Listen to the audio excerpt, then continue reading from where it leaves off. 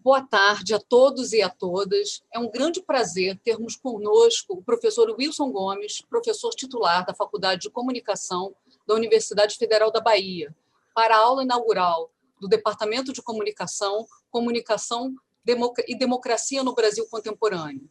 Um tema fundamental para o aprimoramento da governança democrática, especialmente agora, no momento em que estamos vivendo, em que vemos o avanço de práticas autoritárias e desrespeito à vida, o que aumenta a responsabilidade tanto dos profissionais como dos que pensam a comunicação sobre a defesa da democracia e pela luta dos caminhos que levem à esperança.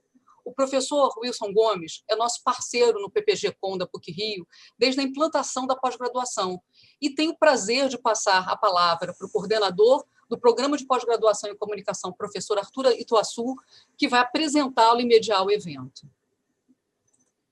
Obrigado, Tati. Bom dia a todos. Esse tempo da pandemia, às vezes, né, dá uma baratinada na gente. A Tati falou boa tarde a todos. Bom dia a todos. Ainda são 11 horas da manhã, né, Tati? Mas a gente já fez tanta coisa, né, Tati? Que aí fica parecendo que é tarde. Bom, é com muita alegria, né, que a gente tem o professor Wilson Gomes aqui com a gente para abrir o nosso ano letivo, né, a aula magna do departamento, né? Eu agradeço a todos pela presença e agradeço muito, né, a disposição do professor Wilson Gomes em estar aqui com a gente nessa aula, nesse momento, né? Eu queria ressaltar aqui a importância de ter o Wilson aqui com a gente nesse momento, né? O primeiro ponto que é a importância política de ter o Wilson aqui com a gente, né? Num contexto de tragédia que a gente está vivendo, desse desgoverno, um contexto de ameaça à democracia, aos direitos humanos, à liberdade. Então, eu acho que esse é um contexto que não há muito espaço para neutralidade, né? Muita coisa importante está em jogo e o Wilson tem feito um papel fundamental com uma voz ativa e de ponta, né? Em defesa, né, dessas coisas importantes, desses básicos, esses basicões que a gente tem de democracia, né, direitos humanos, respeito, solidariedade política, né? E o Wilson Gomes tem sido uma voz importante de resistência, né, a movimentos muito desfavoráveis, né, muito negativos que a gente tem hoje no contexto brasileiro. Então, eu queria ressaltar de cara a importância política da gente ter o Wilson aqui, tá? Mas também queria ressaltar a importância acadêmica de ter o Wilson aqui com a gente, né? Eu lembro do livro de 2008, Comunicação e Democracia, Problemas e Perspectivas, de Wilson Gomes, com a professora Rosley Maia, da UFMG, que já é um clássico no campo da comunicação política no Brasil, né? Uma obra referência importante na discussão da comunicação e democracia, né? E aí, quer dizer, a gente não consegue não ter a conclusão, né, de que a tragédia, o desgoverno, a ameaça à democracia e aos direitos humanos que a gente tem hoje no Brasil são fenômenos que perpassam invariavelmente a comunicação. Esse é um ponto fundamental, inclusive representado na presença de Wilson Gomes aqui com a gente. Como a Tati falou, o Wilson é um amigo do programa, né, esteve junto como coordenador de área na CAPES, na formação do programa, na construção do programa, né? O Wilson Gomes também e pouca gente sabe, amigo da igreja, né, tendo sido graduado em teologia na Pontifícia Universidade Gregoriana, em Roma, né? Então, também é um amigo da igreja, enfim, é um amigo da casa, foi meu orientador de pós-doutorado júnior, tenho muito orgulho disso, e é com muita alegria mesmo, que eu passo a palavra para a nossa aula magna com o professor Wilson Gomes. Ok, muito obrigado. Vocês, como sempre, são muito gentis comigo. Queria agradecer, em primeiro lugar, começar pela plateia que está aí. Eu vi que tem muitos nomes que são conhecidos. O medo sempre da gente é de ficar sozinho nessas circunstâncias. Então, muito obrigado, gente do Rio Grande do Sul, gente do Tocantins. Obrigado pela companhia. Queria agradecer ao Departamento de Comunicação da PUC e à PUC em geral. Como o Arthur falou, e como o Tati falou, eu tenho uma relação já bastante antiga com a PUC, né? E eu queria, inclusive, quando pensava nessa palestra, fiquei pensando numa pessoa em particular, por meio da qual eu queria homenagear todas as outras pessoas da PUC, que era o Miguel Pereira, que foi a pessoa que me recebeu aí, primeira vez que eu fui. Trabalhamos um dia inteiro, eu, Miguel, mais algumas pessoas que estavam presentes, a Angelúcia Robert, o Everardo e o pró-reitor de pesquisa, não sei se ainda é o mesmo, o amigo Bergman. Nós trabalhamos duramente aí por um bom tempo nisso. O Miguel ficou um amigo desde então. Então, tenho saudade do Miguel, queria aproveitar e homenagear Miguel nesse momento aqui em que faço essa palestra. Tá? É isso, então vamos logo, porque já está perto da hora do almoço, esse é um elemento universal, e vamos tentar respeitar esse momento solene aqui. Tá? Muito obrigado, então, pelo convite, muito obrigado pela atenção.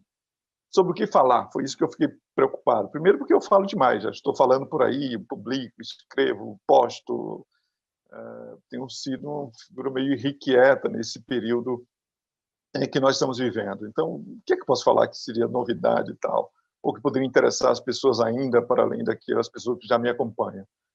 E fiquei pensando um pouco sobre o que falar para estudantes de comunicação, né, da graduação após, mas pensando sobretudo no estudante de graduação de comunicação, o que é que eu poderia falar? Então, eu começo com uma pergunta que dá o título da minha palestra. Na verdade, são 3 perguntas, mas é a mesma pergunta. E a pergunta é a seguinte: o que estamos vivendo hoje no Brasil é um fenômeno político ou um fenômeno de comunicação? Dito de outra maneira, isso que nós estamos vivendo hoje no Brasil, essa tragédia, nós estamos colocados, tem a ver com a democracia ou com a comunicação? Se vocês quiserem, eu faço uma terceira versão. O que nós estamos vivendo neste momento no Brasil, no volume de 15 mil mortes por semana e tudo mais, é uma tragédia de saúde pública ou de comunicação? Bom, eu primeiro, antes de tudo, quero me defender aqui para não parecer que estou fazendo uma espécie de imperialismo epistêmico, decretando que a comunicação é a disciplina superior a todas as outras. Não é isso. O que eu quero fazer é destacar uma coisa que aparentemente escapa às pessoas. A gente trata os fenômenos, nós estamos vivendo como um fenômeno de política, portanto, tem que ter alternativas políticas, tem que ser resolvido politicamente. Nós já temos o fenômeno, nós estamos vivendo como um problema de democracia, que deve ser resolvido pelos teóricos da democracia e pelos aqueles que fazem a democracia, portanto, e achamos que é um problema de saúde pública, que deve envolver as pessoas que trabalham com saúde pública, e não um problema de comunicação. E a minha tese hoje é demonstrar para vocês que, na verdade, não se trata de um problema de comunicação. As pessoas tendem a imaginar uma espécie de prioridade ontológica, a nível do ser, e uma prioridade epistêmica, a nível do conhecimento, das substâncias, da materialidade das coisas, dos problemas sociais, das instituições, aquilo que os americanos chamam de issues. Os issues devem vir primeiro. E, portanto, que as aparências, os afetos, as percepções, as impressões sociais, as opiniões, o imaginário, o fato de que tudo isso, né, impressões, opiniões, imaginário, percepções, sentimentos, podem ser comunicados para serem compartilhados, se torna um fato secundário. Primeiro vem as questões. Né? Segundo, vem a aparência, a impressão, as coisas todas que nós fazemos. Mas eu faria essa pergunta de novo, então. Mas o que vem primeiro para as pessoas? Porque, afinal de contas, se trata das pessoas. As pessoas, afinal de contas, são aquilo que importam, que contam na democracia. O que vem primeiro? Os fatos ou os enquadramentos dos fatos? Os eventos e os fenômenos ou o modo como os eventos e os fenômenos são explicados e narrados? Os problemas sociais ou o modo como circunstâncias nocivas à vida ou situações que precisam ser resolvidas são transformadas em problemas sociais, considerando que problemas sociais não são problemas naturais, não existe no mundo problemas sociais. É preciso que uma sociedade decida que determinadas circunstâncias da vida são problemas e assuma como problema e coloque como urgência. Então, o que vem primeiro, os problemas sociais ou as situações nocivas? As evidências, o que vem primeiro? As evidências e circunstâncias do mundo ou a sua visibilidade? O modo como elas conseguem atrair a atenção pública? O modo como elas conseguem ser compartilhadas como urgências sociais e urgências políticas? Em suma, se vocês quiserem, já que são alunos de comunicação, o que é que vem primeiro? Os fenômenos ou o agenda setting? Os fatos ou o framing? Esse aqui é o ponto que eu acho que é fundamental. Peguemos, para ilustrar esse caso, a pandemia. Ninguém pode negar que esse é um problema para epidemiologistas resolver, virologistas resolver e outros cientistas da área de saúde, certo? Então, a área de saúde tem que resolver esse problema. Eles se devem enfrentar, eles devem estudar isso. Ok, não tem dúvida nenhuma. Ou é um problema para os operadores da ciência, ou seja, para médicos e para enfermeiros, para gestores públicos, que tem que resolver o problema. Então, é a área de saúde que resolva, ela que lute. É também um problema econômico, né? Tá aí o Paulinho Guedes desesperado, né? Tem que acabar o lockout, não pode ter lockout, etc. É um problema de economia. É um problema de economia. Então, é um problema de políticos, um problema de saúde e é um problema de economia. E que, portanto, isso exige resposta em termos de políticas públicas. Portanto, é um problema de político, de gestores sociais, de política pública. E que envolve logística. Sempre difícil falar de logística no Brasil sem pensar em Pazuello e sem sorrir. Mas é isso, é um problema de logística, precisa transportar vacinas, por exemplo. Tá? Parece, portanto, que é um problema que não nos diz respeito, nós da comunicação. Mas o problema que nós estamos enfrentando é igualmente um problema de comunicação, sob diversos ângulos. E eu aqui destaquei 3 aspectos para falar para vocês sobre isso. Primeiro, o problema começa com a politização mundial, né, mas também muito brasileira, da pandemia pela extrema-direita mundial. A politização da pandemia. Olha, politização de política não é exatamente assim, porque o que aconteceu? É que, por desventura, né, por desgraça da humanidade, o vírus dessa pandemia se espalhou justo no momento da máxima expansão de governos e de movimentos de extrema-direita no mundo. Esse, de fato, é uma espécie de dupla tragédia. Tivéssemos um outro tipo de governo dominando, quer dizer, onde outros tipos de governos dominam, nós tivemos respostas melhores. Mas a extrema-direita estava dominando o mundo justamente nesse momento aqui, em alguns países-chave. E a extrema-direita, com suas características, ou seja, populista, se comunicar com o povo o tempo inteiro, essa cadeia de transmissão, esse fluxo direto de comunicação com o povo, tratado de uma certa maneira, porque não basta se referir ao povo para ser populista, mas é preciso tratá-lo adulatoriamente ou manipulativamente, etc., né?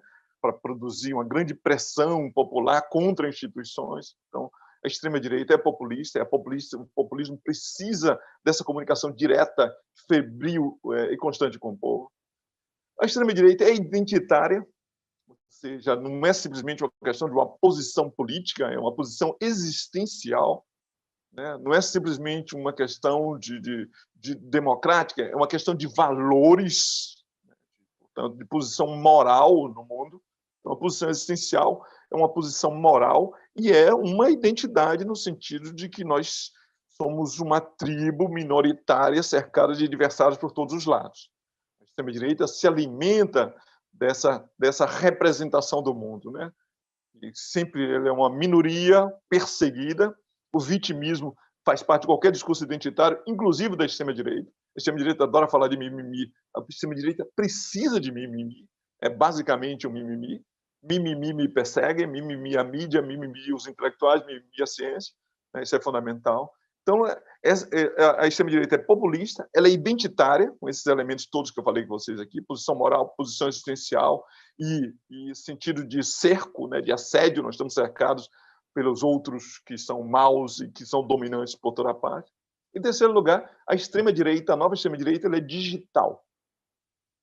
Diferente da esquerda, diferente do centro, né, diferente até da extrema-esquerda, que não é digital. Aliás, na esquerda, quanto mais se vai para o extremo, mais esse pessoal é analógico, certo? Mais é arcaico, mais está em 1917. Tá? A extrema-direita, não. A extrema-direita que nós conhecemos, ela é digital, não é a direita, é a extrema-direita. Portanto, ela nasceu digitalmente, ela vive nesse ambiente, ela é uma nativa digital. Pois é, essa extrema-direita, populista, identitária e digital, ela é essencialmente um fenômeno de comunicação. Ah, mas é um fenômeno de política. Sim, é também um fenômeno de política. É claro que é um fenômeno de política. Mas é um fenômeno de política pela comunicação. Se você tirar a comunicação, não sobra. Não há extrema-direita. Tá? Por quê? Porque ela se dissemina por essa expressão, sei que hoje está detestada, e sobretudo porque frequenta muito a boca de Carluxo, mas por narrativas, enredos, histórias, scripts, como vocês queiram. Narrativa. Fake news são uma forma de narrativa, são. Teorias da conspiração são uma forma de narrativa. Enquadramentos podem ser dados da forma narrativa, enquadramentos, a modos de enquadrar, tem protagonista, tem antagonista, logo tem peripécia, tem desenlace, logo tudo pode ser tratado narrativamente. A extrema-direita se dissemina em toda parte do mundo por meio de histórias, certo? Por meio de narrativa. Segundo, a extrema-direita se dissemina por meio de imagens públicas. Imagem, no sentido de imagem pública, ou seja, a extrema-direita precisa de demonizar ou satanizar a esquerda e o centro. Toda parte foi construída a partir disso aí. Então, a construção do inimigo, do mal metafísico, a caracterização do mal metafísico, dentro que seria a esquerda e o centro. Né? Por que a esquerda e o centro? Porque eles estariam comprometidos com os dois demônios fundamentais, os dois demônios do meridiano, fundamentais no discurso da extrema-direita. O globalismo, toda a extrema-direita é inimiga do globalismo. Na Europa, é a ideia da Europa, né? São adversários dessa ideia. No caso do Brasil, é porque a ideia de que é uma espécie de comunismo internacional. E o segundo elemento é o comunismo, na versão da extrema-direita, ou seja, qualquer posição liberal. Qualquer posição liberal é uma posição comunista. Aí entra posições de esquerda na economia e posições liberais com relação à política. Tudo isso faz parte do pacote chamado comunismo. Certo?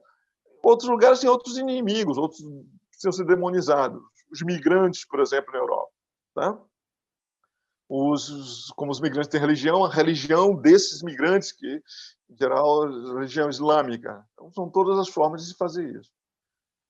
Então, a extrema-direita se propagou por narrativas, por imagens públicas, longo trabalho de construção de imagem dos adversários, sobretudo, e por manipular os grandes sentimentos. Os grandes sentimentos vocês conhecem. São basicamente 3 ou 4, depende do modo de falar. O medo, o ódio, a esperança e o contrário disso, o desespero ou a desesperança. Tá? Esses são, em comunicação política, me dê um desses 4 aí e a gente faz uma festa. Tá? Que é basicamente isso aí. Então, se trata de manipular esses grandes sentimentos.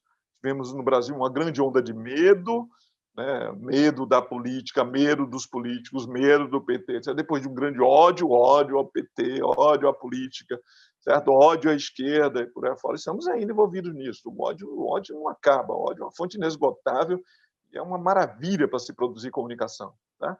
E desespero, né? Que é a situação que nós nos encontramos nesse momento. Tá? Então, a primeira coisa é isso. A politização aconteceu, da pandemia, estamos falando da pandemia, aconteceu porque aconteceu no turno de guarda da extrema-direita, e a extrema-direita é comunicação. Por ser populista, identitária e digital, ela é comunicação. Ela precisa de narrativas, ela precisa de imagens públicas, ela precisa de manipulação de grandes sentimentos. Né? E para isso serve a comunicação. Segundo, para tanto, essa extrema-direita ela aderiu a vários enredos, vários scripts. E aqui não importa se esses scripts são montados a partir de fatos, ou são montados não significa refletindo os fatos, tá? Montados a partir de fatos, ou se eles são inventados literalmente, né? Da cabeça de qualquer um delirante aí, ou de qualquer um mal intencionado, como nós vimos. O importante é que ela precisou aderir a vários enredos, cujo propósito era basicamente sustentar a sua posição epistêmica. Desculpe usar uma palavra grande como essa aqui, posição epistêmica ou posição epistemológica, porque isso tem a ver com a verdade, tem a ver com aquilo que uma sociedade ou um grupo considera como verdadeiro. É isso que é epistêmico. Considera como acontecendo de fato. São os eventos que estão acontecendo. Por exemplo, jornalismo. O jornalismo, muitos serão jornalistas aqui, o jornalismo é uma atividade epistêmica, né? Porque você tem uma autoridade epistêmica que é dada ao jornalismo profissional. esse jornalismo de apuração, né? Essa é a diferença. A esse jornalismo de apuração que consiste em poder determinar para a sociedade os fatos que de fato acontecem. Se você quer saber se aconteceu ou não aconteceu, você procura no jornal. Portanto, é uma delegação de uma autoridade epistêmica ao jornal para falar, ao jornalismo como instituição, para falar sobre a atualidade, os fatos que estão acontecendo agora. Assim como uma espécie de delegação epistêmica da sociedade aos cientistas para falar das leis da natureza. Cabe aos cientistas isso. Ou aos intelectuais para poder produzir quadros verazes, se não absolutamente verdadeiros, mas pelo menos verazes sobre a realidade, né? Ou ao juízo da Suprema Corte, eles têm uma autoridade epistêmica para determinar o que é a interpretação verdadeira da Constituição, aquela que obriga, que é vinculante para todos, por exemplo. Então, estou falando para vocês aqui uma série de autoridades epistêmicas, né, que são fundamentais. As autoridades epistêmicas é uma autoridade delegada, é capital social, portanto, é capital simbólico. Ele é dada pelo reconhecimento social dessa autoridade. Ora, a extrema-direita ela tem uma posição epistêmica que é fundamental para explicá-la. E essa posição epistêmica é aquilo que eu chamo de epistemologia tribal, porque os identitários só podem ter epistemologia tribal. O que significa exatamente isso aqui, para não complicar demais o samba?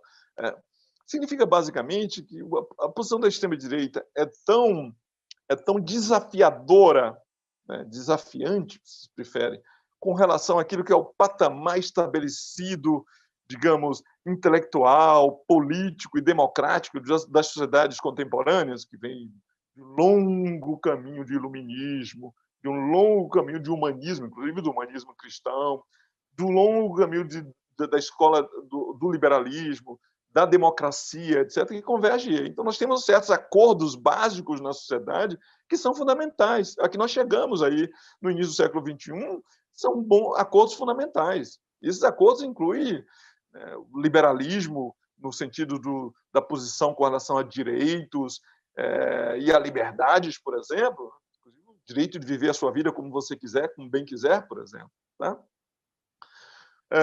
Posições com relação de tolerância, de pluralismo, né, de laicismo, ou seja, de que o Estado separa o Estado e a Igreja, por exemplo. Esses combinados fundamentais que demorou séculos, né, para que pudéssemos conseguir estabelecê-los, eles são todas condições fundamentais que não permitem a possibilidade da sobrevivência dessa extrema-direita.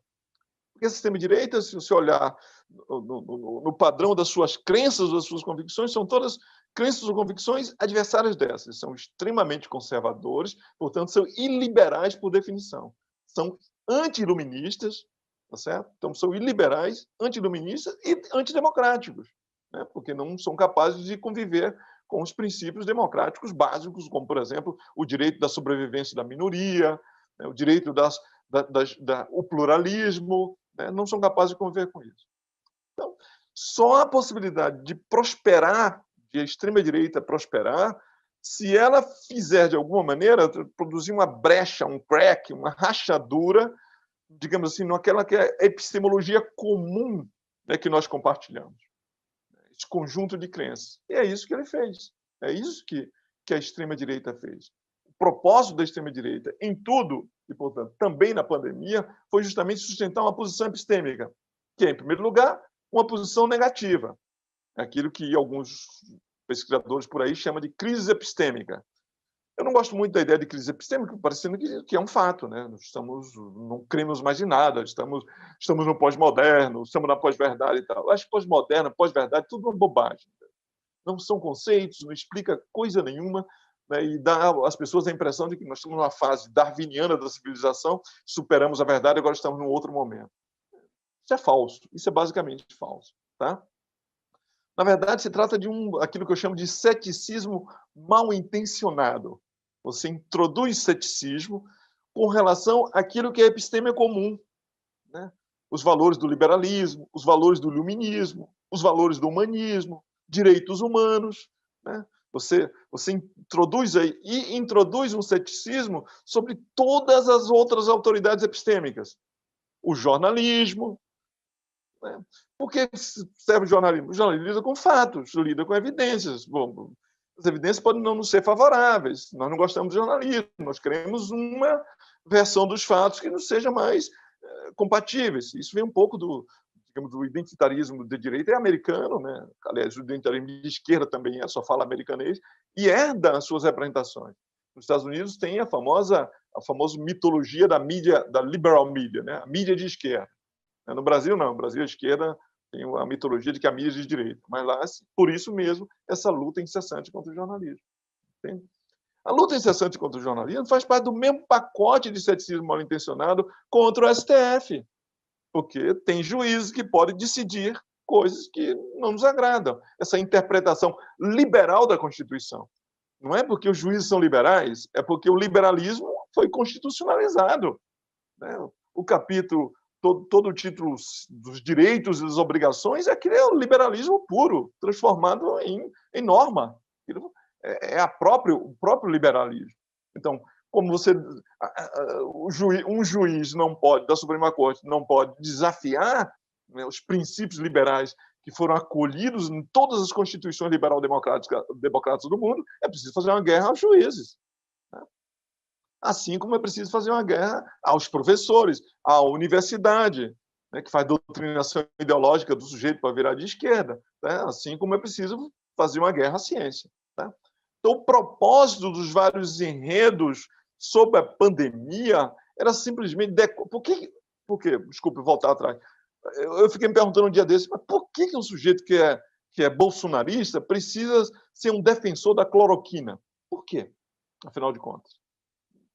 O que tem, assim? Não há uma decorrência direta entre o cloroquinismo e o bolsonarismo, né? Entre o ivermectinismo e o conservadorismo? Nenhuma relação. Qual é a relação, então? O propósito é sustentar uma posição epistêmica, que vale para tudo, para qualquer coisa. Você fica pensando assim, esse sujeito que coordena essa comunicação, ele fica esperando qual é a posição da esquerda, aí ele vai mover para a posição contrária. Mas não é exatamente assim. Na verdade, essa posição já é prevista.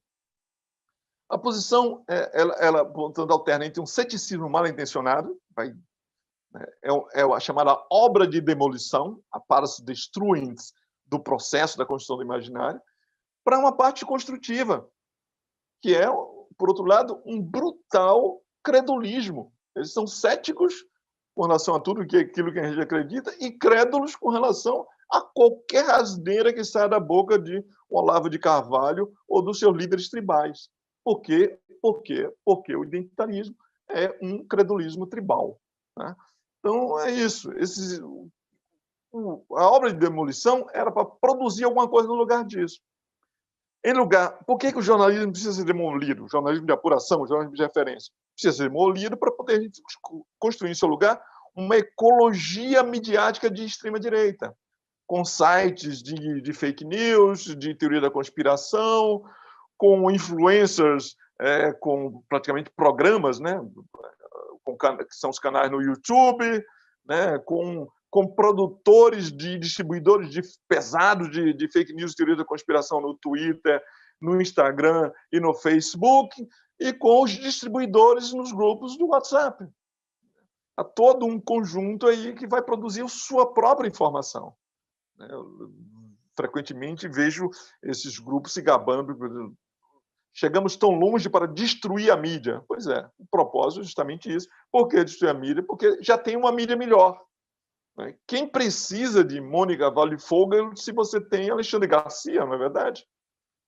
Porque esse é o jornalista, né? O Augusto Nunes, né? Porque são os seus. Quando o sujeito deixa o jornalismo e passa a ser um ativista tribal, né? Produzindo para isso. É o mesmo momento. Aliás, é analógico ao momento que a esquerda identitária faz. Tá? O ataque às autoridades epistêmicas tradicionais e a produção e a volta para os seus próprios líderes tribais. Esses sim que são capazes de oferecer a verdade. Esses scripts negaram... O que é que fizeram nesse período aqui? Negaram o vírus, caracterizaram o vírus como parte de um complô chinês, atacaram a ciência e as instituições globais, né? Que tem que ser atacado, o OMS é global, logo não serve. Não serve. Inventaram pseudomedicamentos e propagandearam o termo pseudomedicamento, sabotaram e negaram todas as medidas propostas por cientistas ou pela OMS, e agora vocês entendem por quê, né? Sustentação de uma posição epistêmica. Então, tudo isso é o quê?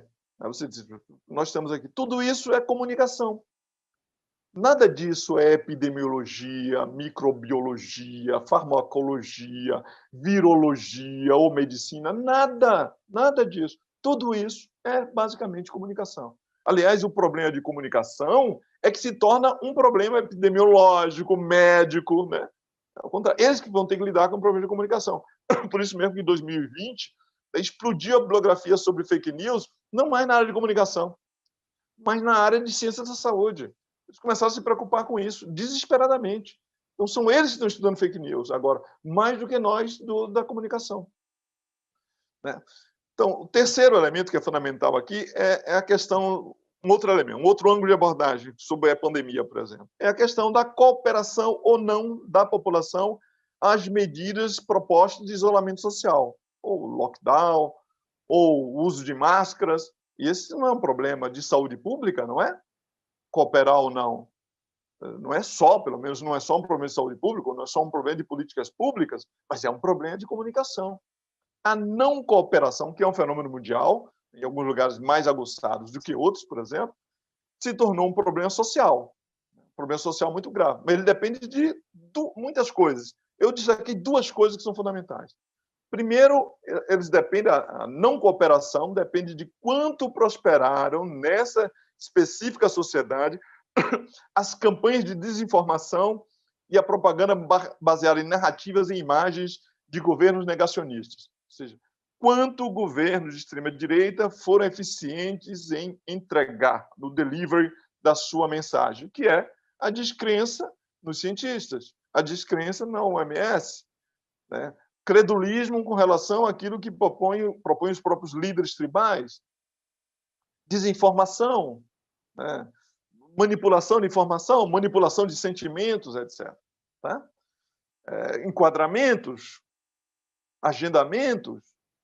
Então, tudo isso faz parte daqui. Então, se as narrativas, se essas campanhas, né, se esses scripts prosperarem na sociedade, naturalmente, a cooperação da população diminui. Isso em toda parte. Né? Você tem movimentos anti-lockdown na Europa também, manifestos, protestos, etc., em geral, puxados pela gente de extrema-direita, tá? Mas, mesmo assim, cercado de um conjunto da população que aceita, que lida melhor com isso, com a cooperação. Segundo, nós temos a chamada percepção de risco, ou do risco de morrer, que é aquele julgamento pessoalmente formulado, mas também socialmente compartilhado, sobre qual seria o risco de eu pegar o vírus e morrer, caso me exponha a ele. Esse não é um fenômeno de comunicação, esse é um fenômeno clássico de um viés cognitivo, da psicologia, com que só se pode lidar por meio de comunicação. Só a comunicação pode lidar com o problema da sensação de risco. Por que os jovens acham vulneráveis, né? Bom, como vamos lidar com isso? Como fazer que os jovens não se achem vulneráveis? Ou como fazer que os atletas não se achem vulneráveis? Né? Porque são pessoas com mais fraco sensação de risco, mais fraco percepção de risco, portanto, se arriscam mais e se expõem mais, por exemplo. A ideia de que, a depender de como se enquadra o problema, do enquadramento do problema, para aumentar ou diminuir a percepção do risco de morrer, é um clássico também. Então, se a percepção de risco é um problema de psicologia social, o enquadramento, que é um problema de comunicação social, aumenta ou diminui a sensação de risco. Você pode variar a partir do modo como você enquadra. Aliás, essa é a origem da teoria do enquadramento, foi o Kahneman e o Tversky fazendo uma aplicação à teoria das escolhas racionais. Né? Exatamente nesse... O exemplo, inclusive, é uma pandemia. Depois vocês procuram isso.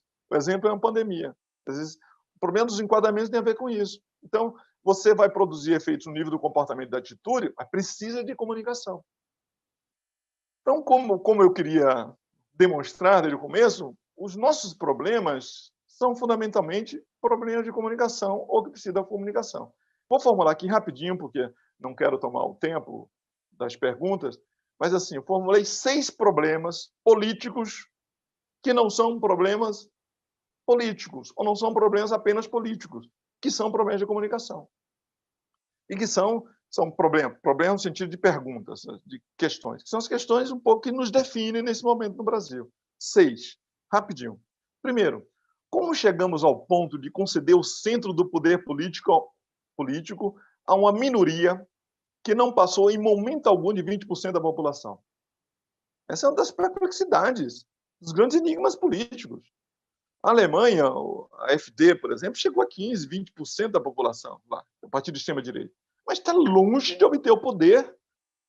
Em nenhum lugar se dá o poder político a um partido ou a um movimento com 15%, 20% da população.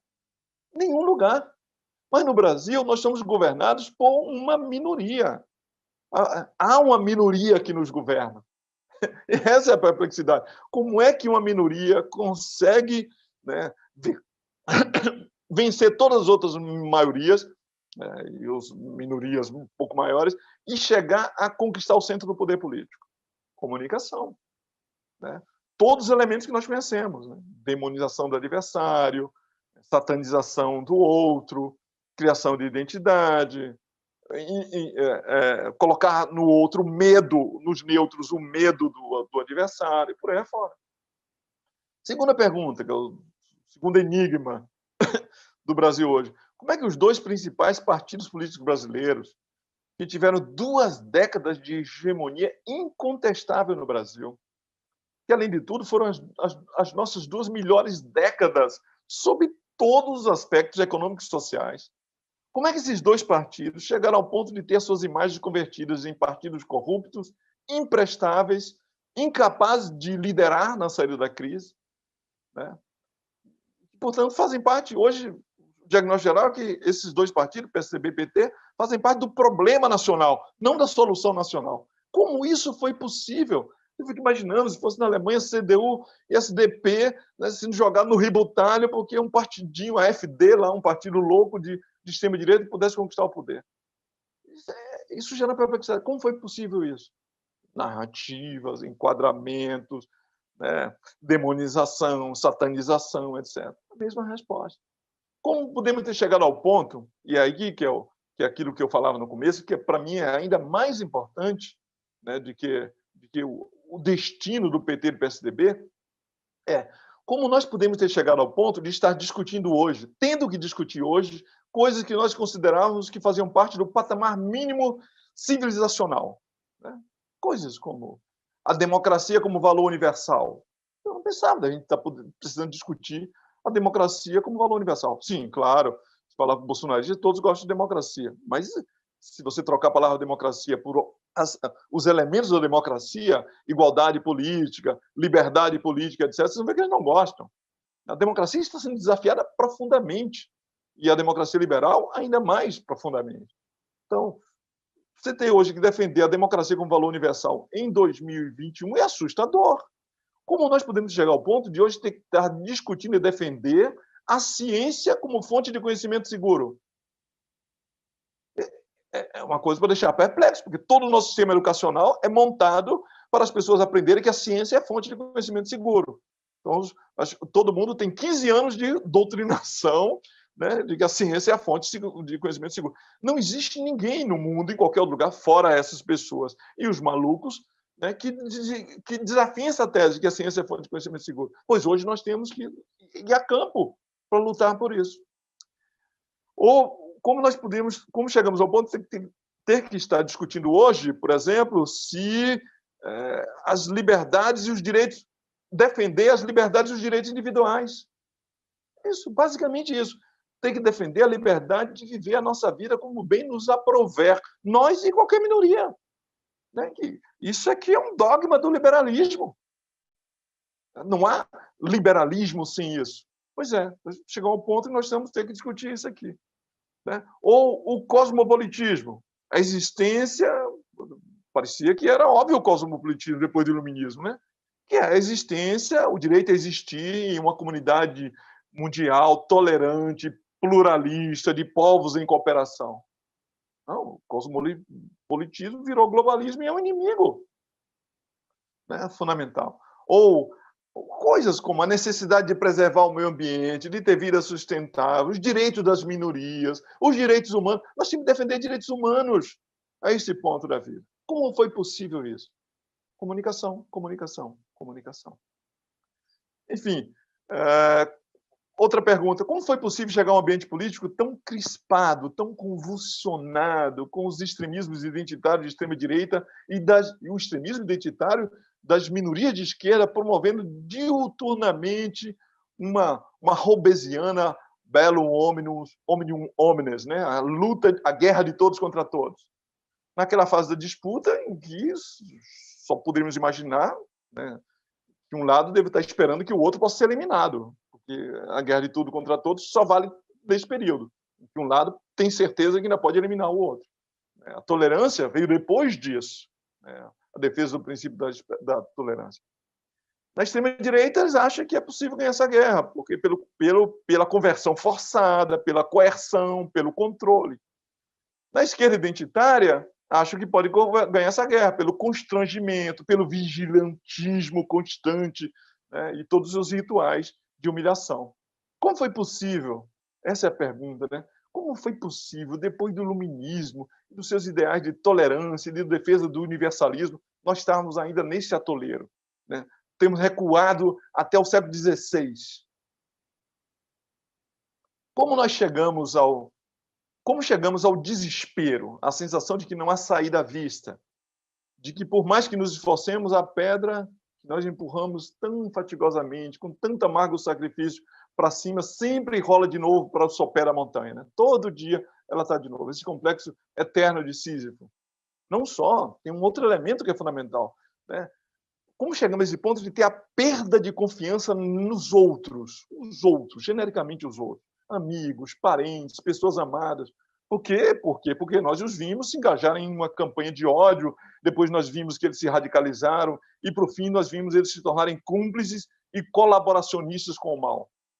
Como é que nós vamos restaurar, depois disso, se houver um depois, os vínculos de confiança, de reciprocidade, de cooperação, aquilo que chamamos de capital social, que é aquilo que nos une, que é essencial para construir uma sociedade?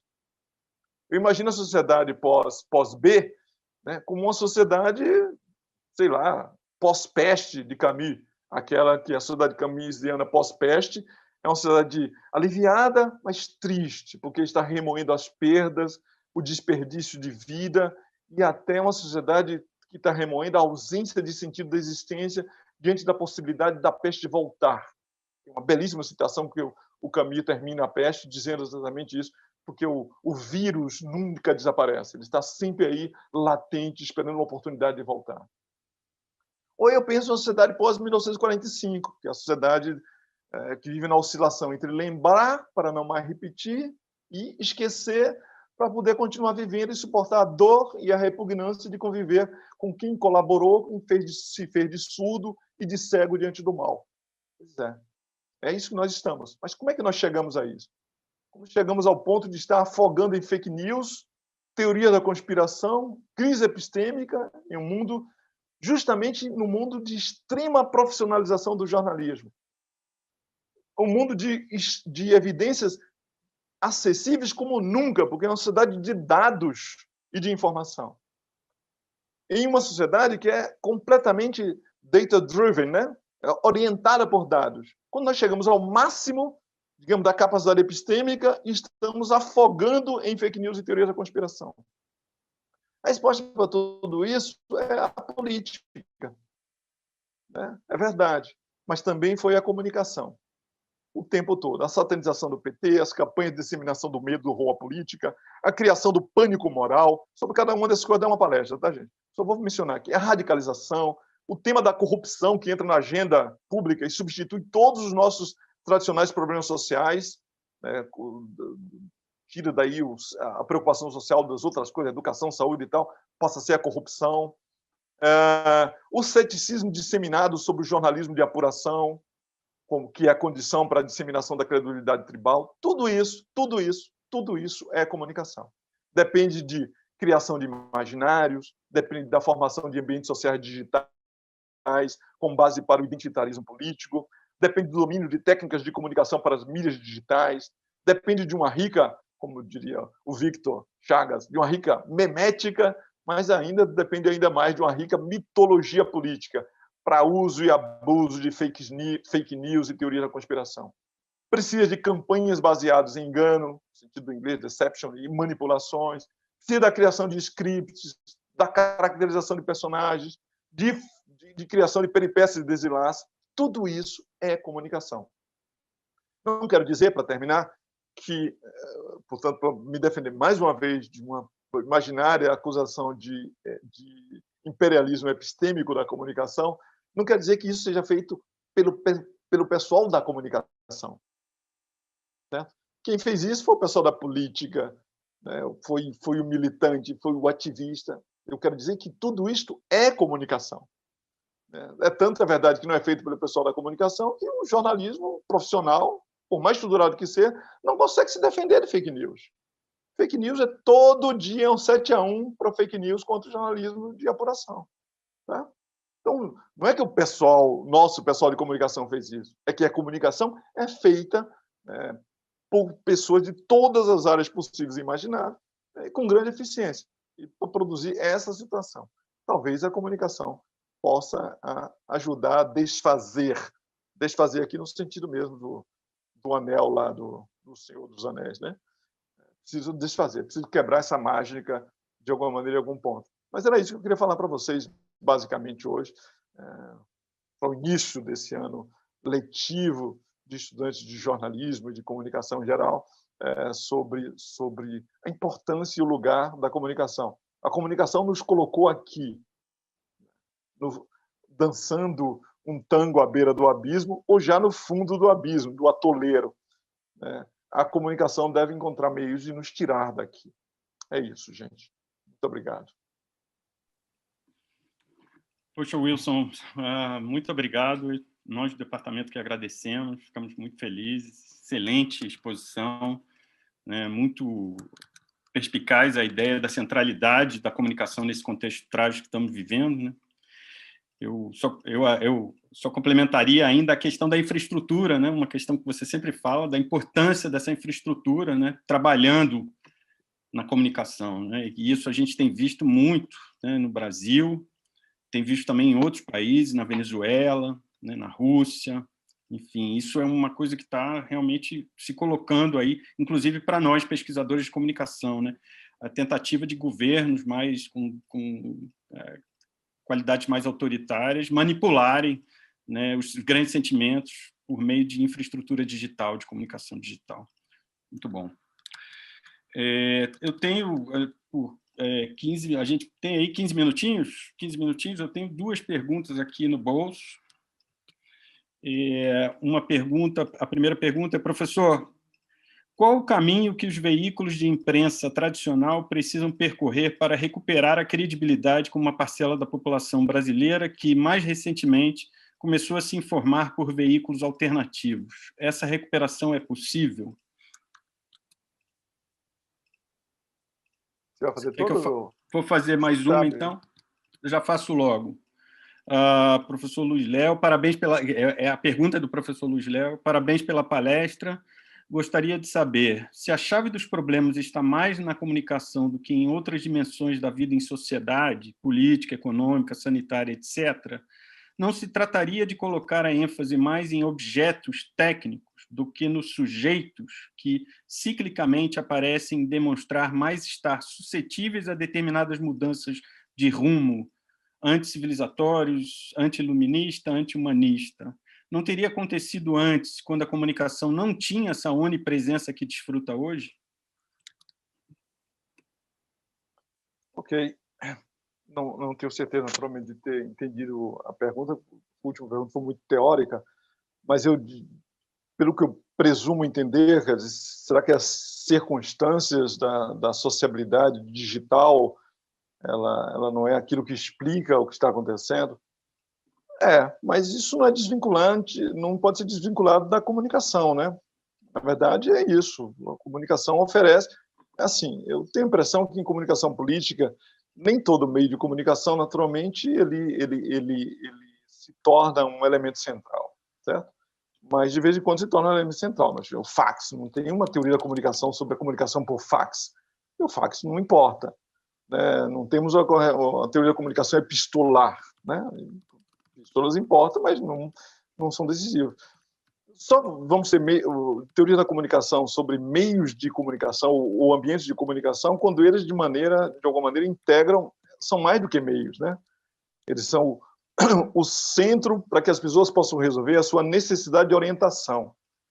Então, todas as fases da sociedade em que as necessidades de orientação, de integração e de informação são essas três coisas que, para mim, são mais importantes. Necessidade de orientação, de informação, de integração social. Eles passam pelos ambientes da comunicação, a comunicação é tematizada. Então, você pega a Lippmann, a discussão ali sobre o jornalismo, porque claramente, para ele, o jornalismo é hoje o centro, né, em 1922, o centro da solução, da satisfação, o lugar onde as pessoas recorrem para satisfazer essas três necessidades. Tá? Se você pensar no, sei lá, o Lessor, em 27, era a propaganda. Propaganda é fundamental, sobretudo em guerra, porque é propaganda que as pessoas encontram isso. Nos anos 70, você pegar, sei lá, qualquer um desses modelos dos anos 70, a Agenda Setting, ou a hipótese do cultivo, a espiral do silêncio, por exemplo, a questão é a televisão. Porque a televisão é o lugar onde as pessoas satisfazem as suas necessidades de orientação, de integração social e de informação. Tá? Por isso que os ambientes digitais ocupam hoje esse lugar, né? Ou concorrem ainda com a televisão, mas ocupam esse lugar, porque os ambientes digitais não são meios de comunicação. Eles são os lugares também onde você produz conteúdo, gera conteúdo, você cria identidade, né? Você vive uma posição existencial, você se vincula a outras pessoas, etc. A nossa necessidade de informação, de orientação e de integração acontece ainda mais intensamente nos ambientes digitais. Então, eu não diria assim, né, objetos técnicos, eu diria que são digamos assim, as condições básicas da comunicação quando elas ocupam o centro da vida social. Aconteceu com a sociedade da imprensa, a sociedade da propaganda, no caso da guerra, do Lessor, a sociedade da televisão e agora com a sociedade digital. Quer dizer, a comunicação virou o centro, porque os insumos, as condições da comunicação são as condições da própria vida social. A hiperconexão, o fato que nós consumimos tudo hiperconectados, e essas facilidades todas que são produzidas por penetração, né, capilaridade, velocidade de distribuição, digamos, o amadorismo, quer dizer, a não profissionalização. Você não precisa ser um profissional da comunicação para produzir comunicação. Tudo isso faz parte disso. Então, o centro é a comunicação, sim, quando a comunicação se torna, de alguma maneira, digamos, o centro da vida social. O centro difusor, a economia passa por ali, o poder político passa por ali, a religião passa por ali, tudo passa por ali. Essa encruzilhada digital, fundamentalmente, né? Isso mesmo que os deuses das encruzilhadas são fundamentais. Hermes, Exu, etc., são fundamentais, porque vivemos sempre dependemos disso. Tá? Recuperar a credibilidade da imprensa. O que a imprensa pode fazer? Eu acho que a imprensa está fazendo mais do que fez durante um longo período. Eu acho que o início de 2020, ali, na metade do semestre, há um ano, né, mais ou menos junho, julho, maio, junho, julho, a imprensa deu uma guinada no Brasil, nessa direção. E sobretudo por causa da pandemia. Nesse setor especificamente, foi quando, mais ou menos, ali a Renata Vasconcelos e Bonner assumiram o Ministério da Saúde, né, e passaram a cuidar da gente, da saúde brasileira e tal, pela ausência de qualquer outra autoridade. Mas também todos os outros jornais começaram a se afastar do bolsonarismo, enquanto percebeu o quanto o bolsonarismo era uma ameaça não à democracia, não ao PT, não à política, que aí por aí tudo bem, né? Mas a nossa própria vida. Aí a água bateu, né? Então, isso que é a coisa. Então, a partir daí, o jornalismo, eu acho que, de alguma maneira, o jornalismo começou a comportar-se jornalisticamente, novamente, no Brasil. ia produzir, ao invés de jogar o jogo político, uma grande parte do jornalismo jogava o jogo político, se entregou gostosamente, né, ao jogo político e passou a jogar o jogo jornalístico.